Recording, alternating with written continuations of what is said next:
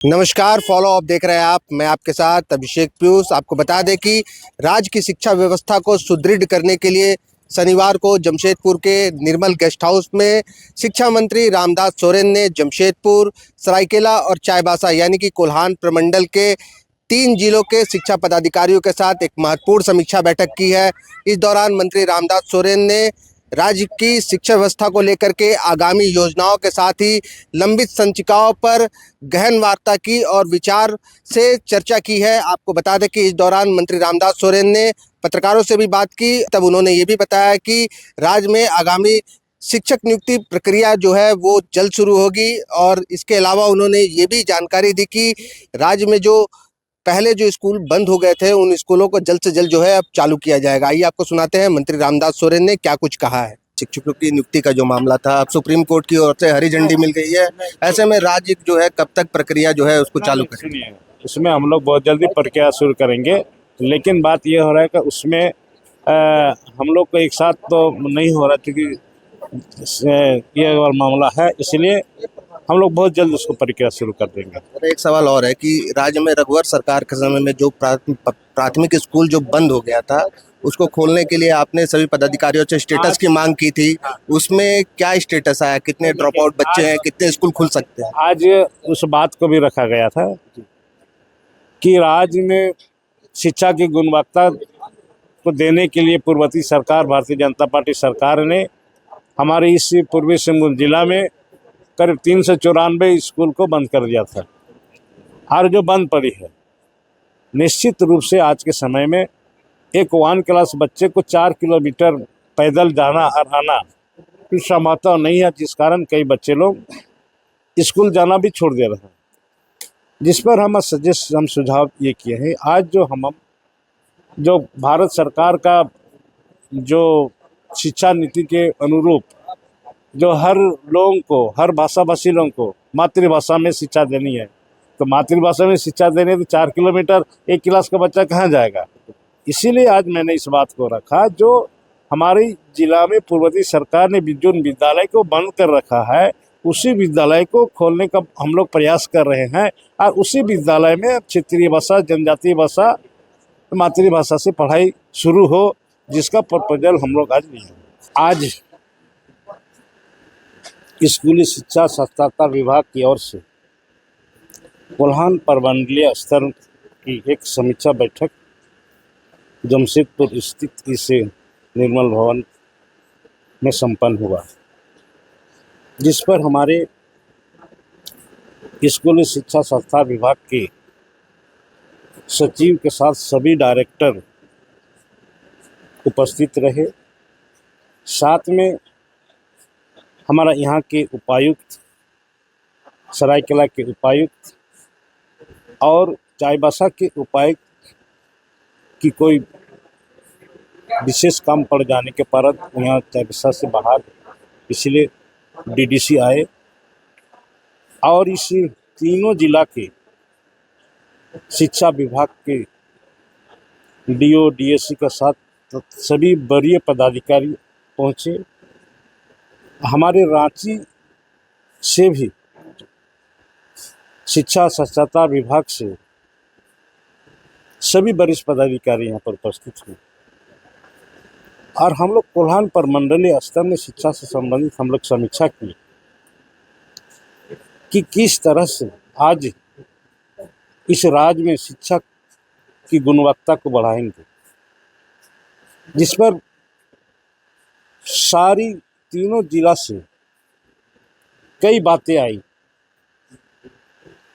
और सरकार का भी सोच है कि झारखंड में शिक्षा को और बेहतर बनाने के लिए हम उसकी बुनियादी स्तर को हमें मजबूत करने की ज़रूरत है। और बुनियादी स्तर में हमारा प्रखंड लेवल में जो मॉडल स्कूल है, नवोदय स्कूल है, आदर्श विद्यालय है, कस्तूरबा विद्यालय है और आज हमारी इस राज्य के मुख्यमंत्री आदरणीय हेमंत सोरेन की एक परिकल्पना है कि सीएम स्कूल ऑफ एक्सीलेंस जो पूरा राज्य में भी 80 को हम लोग खोले हैं, उसको पूर्ण रूप से संचालन करने के लिए पूर्ण रूप से आधारभूत रचनाएं हमें देनी है। अच्छा शिक्षक देना है, ट्रेन शिक्षक देना है, और समुचित व्यवस्था, बेंच डेस्क टेबल, सारी व्यवस्था हमें करनी है। तभी हम आधारभूत बुनियादी को हम शिक्षा का मंजूर कर सकते हैं। जिसमें शिक्षक की कमी बात आई, स्कूल बिल्डिंग की कमी बात आई, और पहरेदारी की कमी बात आई, नाइट गार्ड की बात कमी आई, और कस्तूरबा में जो आज पूरा देश में कस्तूरबा विद्यालय जो हमारे झारखंड नाम का रोशन किया है, उसमें भी आज भी हमारे घंटी आधारित शिक्षक हैं। तो ये सारी व्यवस्था को हम लोग कैसे हम लोग पूर्ण रूप से हम लोग देंगे, तभी अच्छा गुणवत्ता शिक्षा में गुणवत्ता मिलेगा ना। शिक्षा के अच्छा सुधार तभी होगा, अच्छा शिक्षक हो।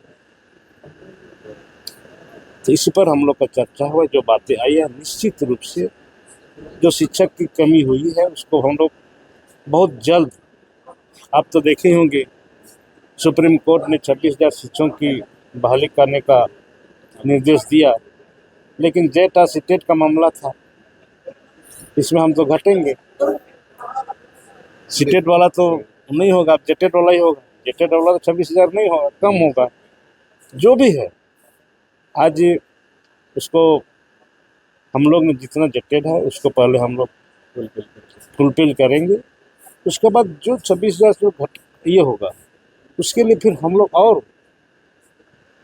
लोग उसको करेंगे कि उसको भी फिलहाल करें। उसके बाद हमारे पास केंद्र नई शिक्षा नीति की ओर से सभी मातृभाषा में प्राइमरी तक पढ़ानी है, उसको भी बहाली करनी है। उसको भी बहाली करने के लिए हम लोग, सरकार ने, हमारे विभाग ने प्रक्रिया शुरू कर दी है। आज